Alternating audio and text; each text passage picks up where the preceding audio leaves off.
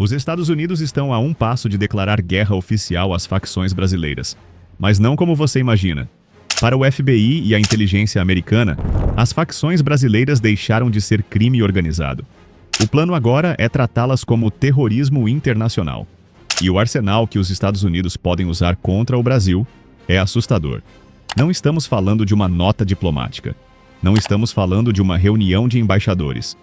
Tudo isso com respaldo jurídico de uma das legislações antiterrorismo mais poderosas do mundo. E o Brasil? O Brasil ainda não tem uma resposta. Saudações, companheiros. O que você acabou de ouvir não é especulação. É uma discussão real que avança nos corredores do poder em Washington e que pode mudar para sempre a forma como o mundo enxerga o crime organizado brasileiro. Para não ser pego de surpresa pelas próximas movimentações globais, inscreva-se no canal agora e fique em posição. Uma decisão em Washington pode mudar a forma como o mundo vê o crime organizado brasileiro. E o movimento já começou. Nos últimos meses, setores do governo americano, incluindo membros do Congresso e analistas ligados ao Departamento de Estado, passaram a discutir abertamente a possibilidade de classificar o primeiro comando da capital e o Comando Vermelho como organizações terroristas estrangeiras. Não é um debate informal. É uma pressão institucional que cresce dentro da maior potência militar do planeta e que carrega consequências concretas para o Brasil, independentemente de o país concordar ou não. A lógica americana é objetiva. Para Washington, essas facções deixaram de ser um problema policial regional há muito tempo. De acordo com analistas de segurança ouvidos pela imprensa norte-americana, o primeiro comando da capital mantém presença articulada em até 12 estados americanos. Não falamos de brasileiros presos com drogas nas fronteiras. Falamos de estruturas sofisticadas de lavagem de dinheiro, tráfico de armas e rotas de narcóticos que conectam o interior do Brasil a portos europeus, africanos e diretamente ao mercado consumidor norte-americano. O Comando Vermelho, por sua vez, consolidou alianças com redes transnacionais na América do Sul e no Caribe, que preocupam agências de inteligência há mais de uma década. O que muda com a classificação terrorista? Tudo. Quando os Estados Unidos aplicam esse rótulo a uma organização estrangeira, o arsenal jurídico disponível se expande de forma brutal. Sanções financeiras internacionais passam a bloquear qualquer transação vinculada à facção no sistema bancário global. Ativos são congelados sem aviso prévio. Membros identificados em solo americano enfrentam enquadramento em leis antiterrorismo, com penas significativamente maiores do que as aplicadas ao crime organizado convencional. E, mais relevante para o Brasil, abre-se precedente para operações de inteligência e cooperação policial em território estrangeiro com um grau de agressividade que acordos bilaterais comuns simplesmente não autorizam. Não é a primeira vez que Washington usa esse instrumento. O cartel mexicano Jalisco Nueva Generación foi classificado como organização terrorista. A Mara Salvatrucha 13 recebeu o mesmo enquadramento.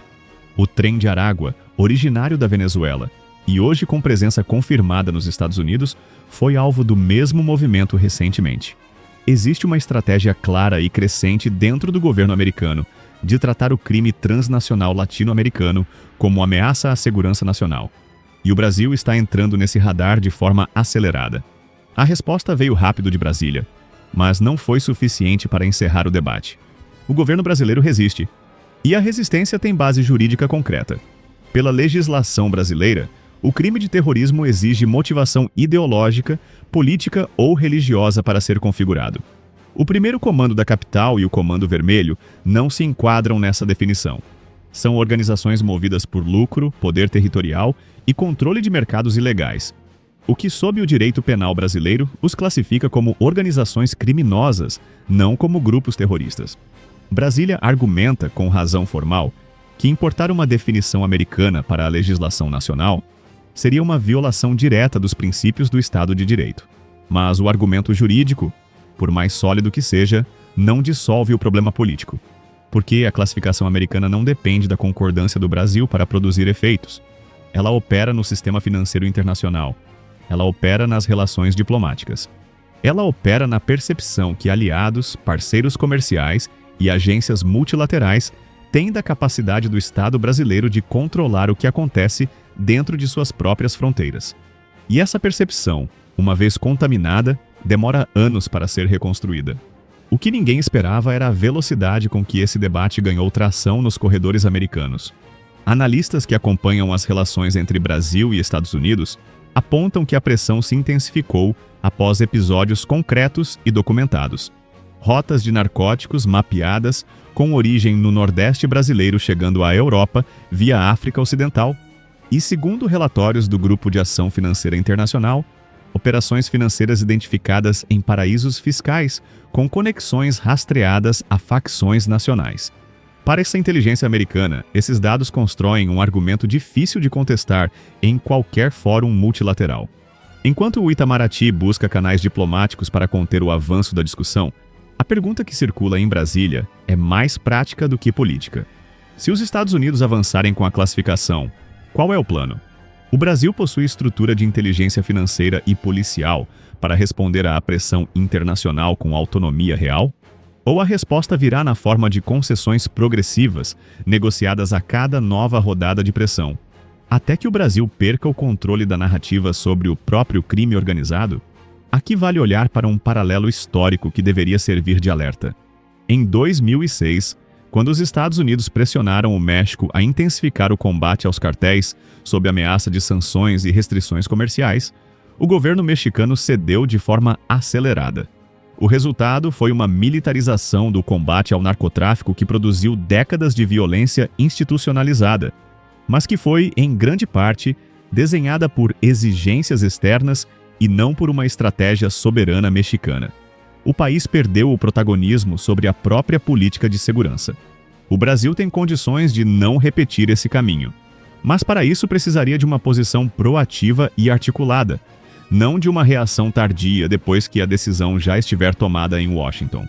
As consequências práticas de uma eventual classificação não se limitam ao campo policial.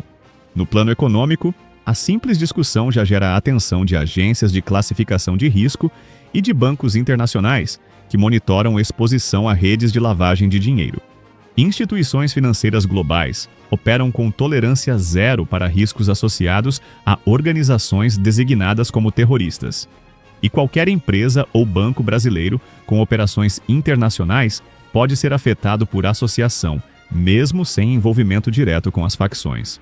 No plano diplomático, o Brasil pode enfrentar pressões crescentes em fóruns multilaterais, com aliados sendo instados a adotar posições alinhadas à definição americana como condição para acordos de cooperação.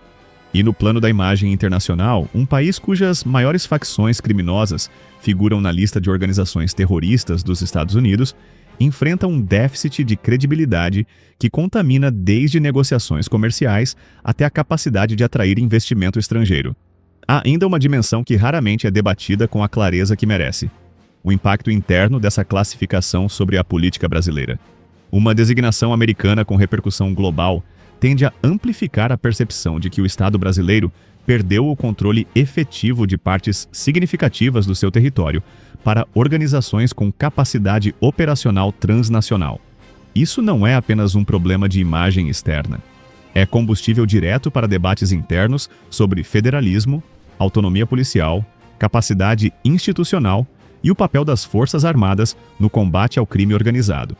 Debates que já estão em curso no Brasil e que ganhariam nova intensidade e nova urgência diante de uma classificação internacional dessa magnitude.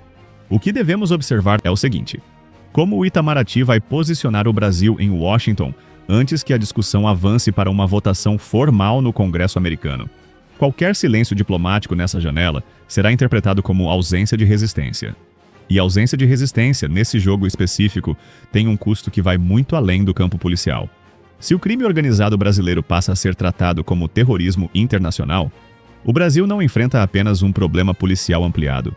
Enfrenta uma redefinição profunda do seu espaço de soberania diante de uma potência que já demonstrou, em outros contextos latino-americanos, que a classificação terrorista é também um instrumento de pressão geopolítica, e não apenas uma ferramenta de segurança pública. A questão não é apenas se o primeiro comando da capital ou o comando vermelho merecem esse enquadramento jurídico. A questão central é quem define as regras desse jogo.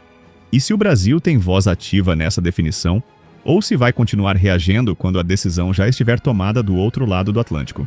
Enquanto as potências falam em estabilidade, o tabuleiro global se move em silêncio. A cada movimento nesse tabuleiro surge um novo risco à vista. Aqui você entende o que está por trás das manchetes. Mantenha-se em posição e fique em alerta permanente. E se ainda não está inscrito, inscreva-se agora para não perder o próximo alerta.